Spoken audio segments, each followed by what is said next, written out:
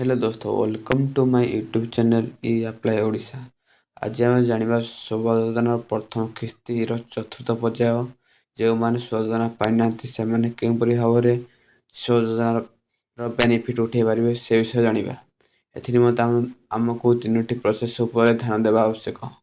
प्रथमटी हूँ भेरिफिकेशन चली भावुची आम 15 दिन भितर प्राय भेरिफिकेशन हो जो माने योग्य हिताधिकारी से माने ये जो चतुर्थ पर्याय हम से सामिल करदेव।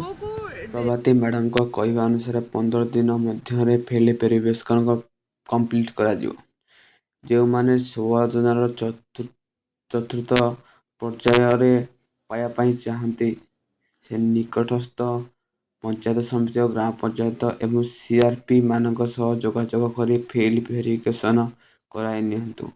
यह प्रथम किस्तर चतुर्थ पर्याय निमंते नितांत आवश्यक अटे।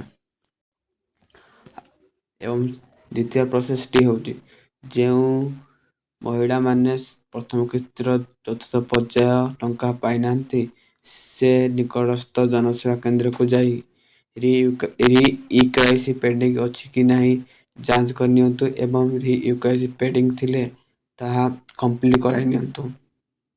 यह ओडिशा सरकार द्वारा देयमुक्त अटे। एनिमते आपण को टंकाटे भी खर्च करा पड़ोनी। थर्ड प्रोसेस होची बहुत गुरुत्वपूर्ण।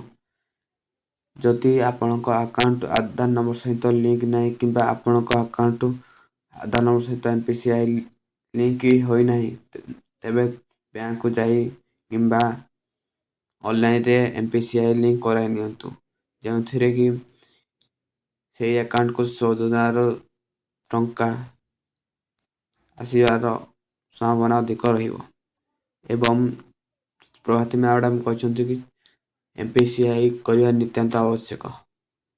यही तीनोटी प्रोसेस आपण मैंने सठिक करदेले तेबे प्रभाती मैडम को कह अनुसार 25 डिसेम्बर सुभद्रा योजनार प्रथम पर्याय चतुर्थ किस्ती आसबार चांस अधिक रहिबो। यही इनफॉर्मेटिव वीडियो चैनल को सब्सक्राइब करंतु।